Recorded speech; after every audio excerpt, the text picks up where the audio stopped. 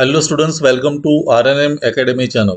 Students, BME का पहला chapter introduction चल रहा है और पहले चैप्टर का थ्योरी पार्ट का आज लास्ट पोर्शन है। थ्योरी पार्ट में आज जो पॉइंट्स डिस्कस करने वाला हूं वो है थर्मोडायनेमिक सिस्टम्स और एक छोटा टॉपिक है internal energy of the system. और उसके बाद अगले वीडियो में मैं न्यूमेरिकल्स लेने वाला हूं। तो चलिए शुरुआत करते हैं थर्मोडायनेमिक सिस्टम्स से। थर्मोडायनेमिक सिस्टम किसको कहेंगे?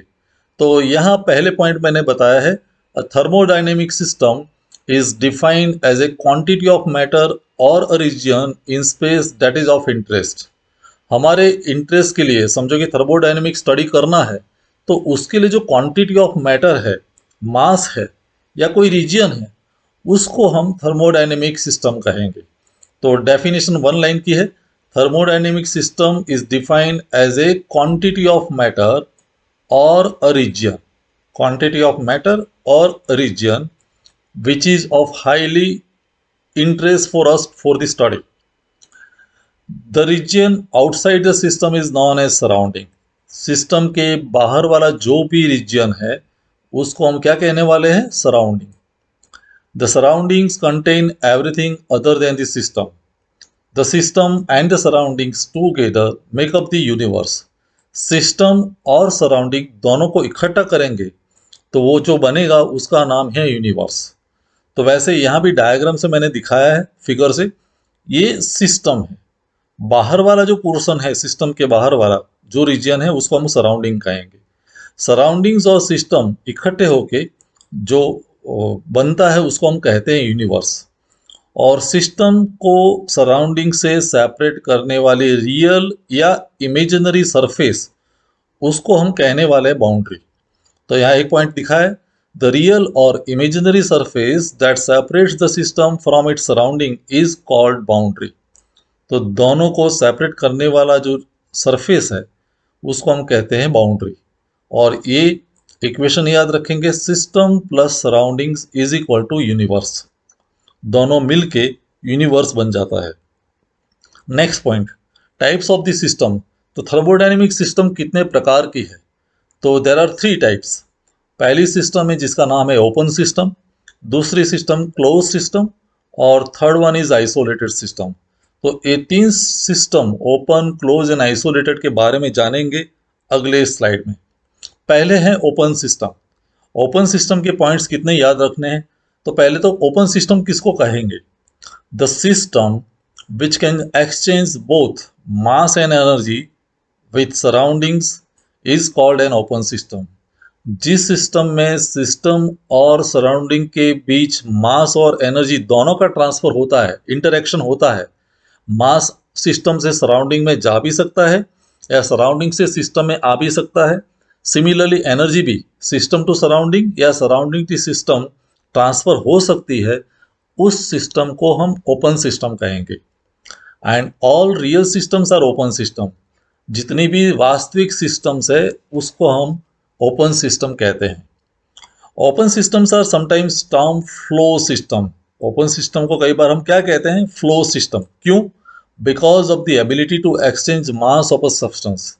क्योंकि मास का ट्रांसफर हो सकता है, मास फ्लो हो सकता है फ्रॉम सिस्टम टू सराउंडिंग या सराउंडिंग टू सिस्टम, और इसीलिए मास का फ्लो होने की वजह से उसको हम फ्लो सिस्टम भी कहते हैं।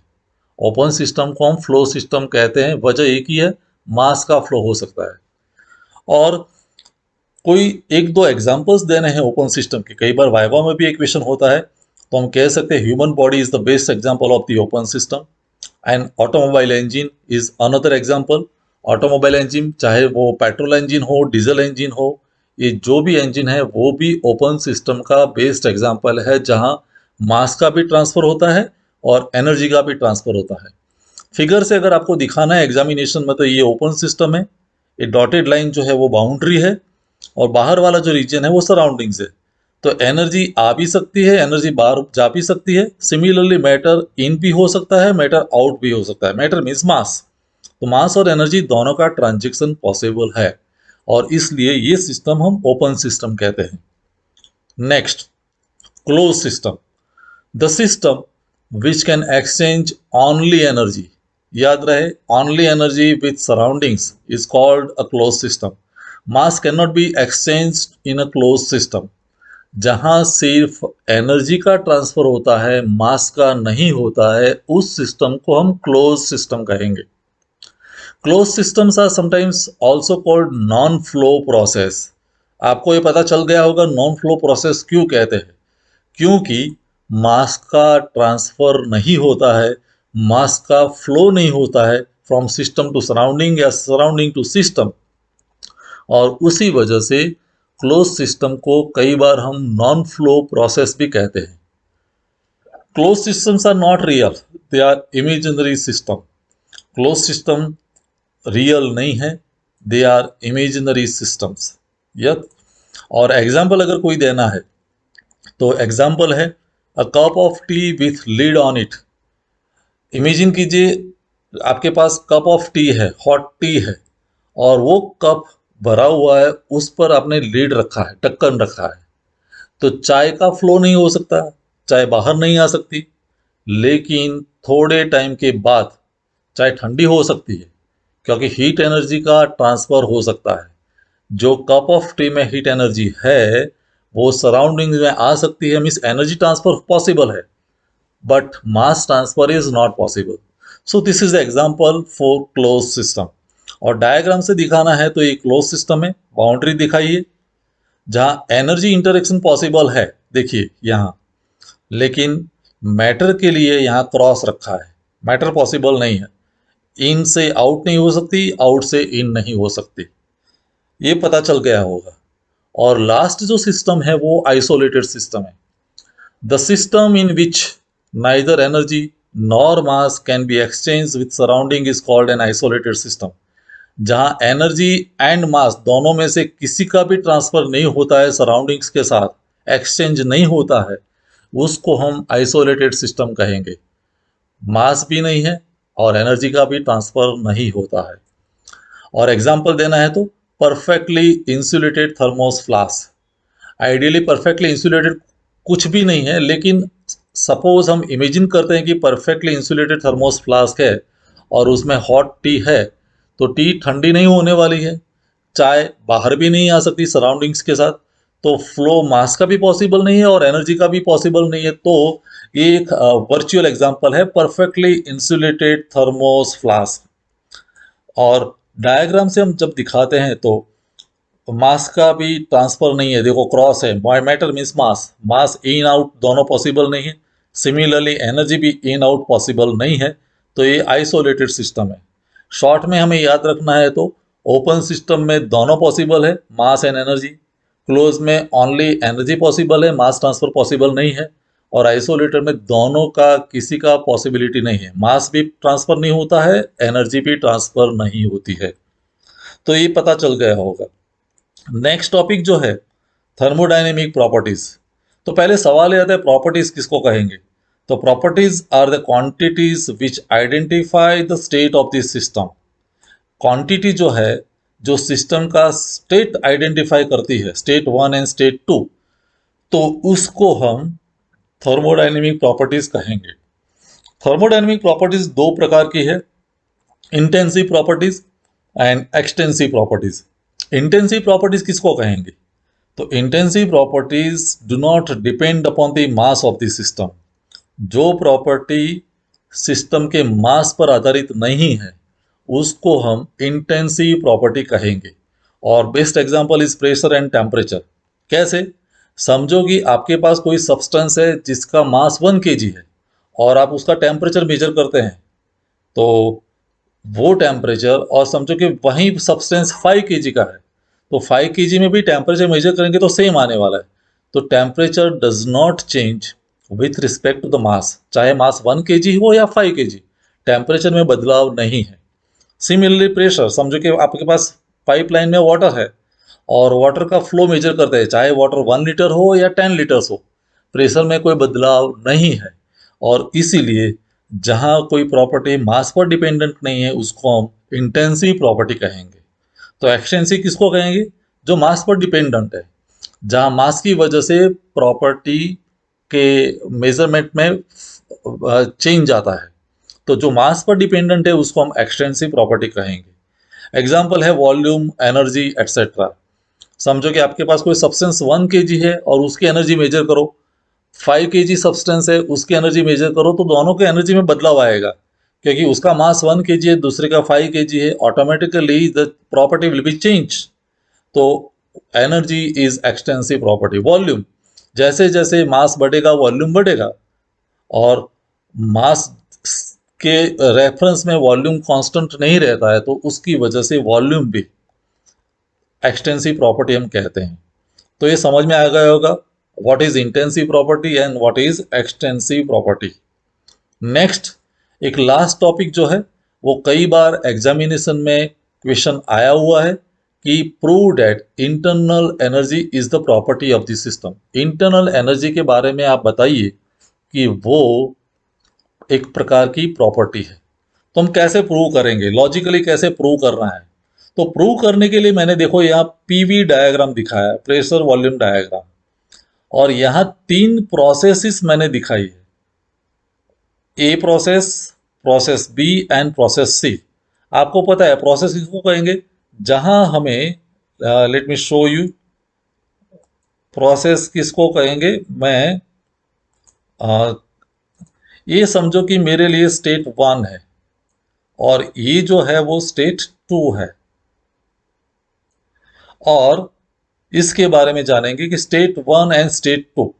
तो स्टेट 1 से, जस्ट मिनट, मुझे हाइलाइटर की ज़रूरत है तो मैं हाइलाइटर ले लेता हूँ।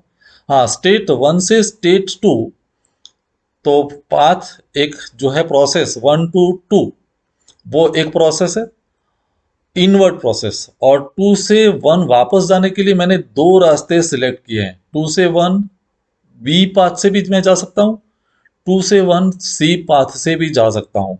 तो 1 to 2 एक ही पाथ है, 1A। लेकिन यहाँ जाने के लिए मैंने इंटेंशनली 2 पाथ सिलेक्ट किए हैं, बी और सी। अभी करना क्या है? देखो, मैंने साइकिल की डेफिनेशन भी दी थी कि जहाँ ओरिजिनल स्टेट वापस आता है उसको हम साइकिल कहते हैं। तो यहाँ एक साइकिल ऐसा बनता है जहाँ 1 से 2 पाथ ए से जाते हैं और 2 से 1 पाथ बी से जाते हैं, तो एक साइकिल बनेगा। वैसे दूसरा साइकिल भी 1 से 2 पाथ है और 2 से 1 पाथ सी से जाते हैं, तो दोनों साइकिल हम कंसिडर करते हैं। मैंने पहले लिया है फर्स्ट साइकिल। देखो कौन सा first cycle? Path A plus path B. और इसके, इस साइकिल के लिए जब first law of thermodynamics apply करते हैं, फर्स्ट लॉ ऑफ थर्मोडायनेमिक्स क्या था कि total heat energy supplied is equal to total work done. Means पूरे साइकिल के लिए integration, cyclic integration of Q is equal to cyclic integration of W। तो पूरे साइकिल में sum of heat and sum of Q is equal to sum of W। तो वो rule जब apply करते हैं तो क्या हुआ? डेल्टा Q कौन से पाथ के लिए? ए पाथ के लिए, plus delta Q path B के लिए, is equal to delta W path A के लिए plus delta W path B के लिए। ऐसा हुआ। Q के 2 पार्ट मैंने बनाए, process A and process B. W के भी मैंने 2 पाथ बनाए, process A and process B. अभी इसको रिशफल करते हैं तो डेल्टा Q पाथ ए के लिए और डेल्टा W मैंने यहाँ से ले लिया पाथ ए के लिए, delta W path A is equal to delta W B minus delta Q path A. तो delta Q minus delta W क्या हुआ? Delta energy, delta E, heat energy supplied minus work done. तो बाकी जो बचा थोड़ा पोर्शन एनर्जी का, वो इंटरनल एनर्जी है। तो delta E means internal energy stored in path A. Process A के दरमियान कितनी इंटरनल एनर्जी स्टोर हुई? तो ये delta E for path A is equal to, यहाँ इक्वेशन नेगेटिव है तो डेल्टा ई बी, लेकिन माइनस, क्योंकि मैं यहाँ से माइनस साइन बाहर लेता हूँ तो अंदर डेल्टा ई मिलने वाला है, तो माइनस डेल्टा ई बी। इस इक्वेशन को हम इक्वेशन नंबर 1 कहेंगे। आई होप आपको ये क्लियर हुआ। अभी सिमिलरली मैं सेकंड साइकिल कंसिडर करता हूँ, 1 से 2 पाथ ए, 2 से 1 पाथ सी, और दूसरा path path A plus path C, और उसके लिए वही इक्वेशन अप्लाई करता हूँ तो delta Q plus delta Q path A और C is equal to delta W A plus delta W C. और यहाँ भी जब मैं रीशफल करता हूँ तो delta Q minus delta W path A के लिए is equal to delta W minus delta Q path C के लिए, और इसका मतलब ये हुआ कि delta E path A is equal to delta E path C लेकिन नेगेटिव। तो ये दूसरा इक्वेशन हमें मिला। अभी दोनों इक्वेशन 1 और 2 को साथ में लेके जब कंपेयर करते हैं तो लेफ्ट हैंड साइड तो क्या है, delta E path A is equal to minus delta E path B is equal to minus delta E path C. कहने का मतलब ये तीनों पार्ट सेम है, और तीनों पार्ट सेम है तो मैं ये दोनों पार्ट को कंपेयर कर सकता हूँ। और ये दोनों पार्ट के कंपैरिजन में मुझे क्या मिला, डेल्टा ई पाथ बी के लिए is equal to delta E path C के लिए। और ये फाइनल हमारा प्रूफ है, या ये हमें प्रूव करना है एग्जामिनेशन में कि इंटरनल एनर्जी में जो बदलाव आया पाथ बी के दरमियान उतना ही बदलाव आएगा पाथ सी के दरमियान। कहने का मतलब आप 2 से 1 कोई भी रास्ते से जाओ, कोई भी पाथ सिलेक्ट करके जाओ, अगर मैं एक और पाथ भी ले लूँ डी, तो भी 2 से 1 के प्रोसेस के दरमियान जो इंटरनल एनर्जी में चेंज आने वाला है वो कांस्टेंट रहने वाला है। कहने का मतलब आप रास्ता कोई भी सिलेक्ट करो, फाइनल रिजल्ट तो सेम मिलने वाला है।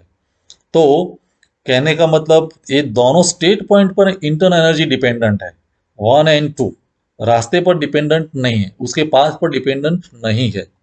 तो कोई भी रास्ता ले लो, फाइनली हमें इंटरनल एनर्जी तो सेम मिलने वाली है। चाहे आप कहीं से भी रीड करके एग्जाम दो, रिजल्ट तो वो सेम आने वाला है। वैसा ही मतलब हुआ, आप किसी भी रास्ते जाओ लेकिन फाइनल रिजल्ट या फाइनल इंटरनल एनर्जी में बदलाव जो है वो सेम रहता है। And that is the proof for your question, internal energy of the system. तो internal energy is dependent only on the state points 1 और 2, और उसी वजह से इसको हम थर्मोडायनेमिक प्रॉपर्टी कहते हैं। तो स्टूडेंट्स, ये इक्वेशन डेरिवेशन में कई बार पूछा गया है, आप फिर खुद एक बार डिराइव कर लो और समझ लो क्या लॉजिक है। और मुझे लगता है ये सभी पॉइंट्स आज आपको समझ में आ गए होंगे। तो यहाँ हमारा फर्स्ट चैप्टर का थ्योरी कंप्लीट होता है। आगे आने वाले वीडियो में मैं न्यूमेरिकल्स लेने वाला हूँ, सभी पॉइंट्स जो हमने डिस्कशन किए उस पर। तो न्यूमेरिकल्स के लिए तैयार रहिए, अगले वीडियो में मिलते हैं। अगले वीडियो में thank you for watching, thank you very much. अगर आपको ये वीडियो पसंद आया है और आप मेरी चैनल पर नए हैं तो प्लीज मेरे चैनल को लाइक कीजिए, शेयर कीजिए और सब्सक्राइब जरूर कीजिए। Thank you very much.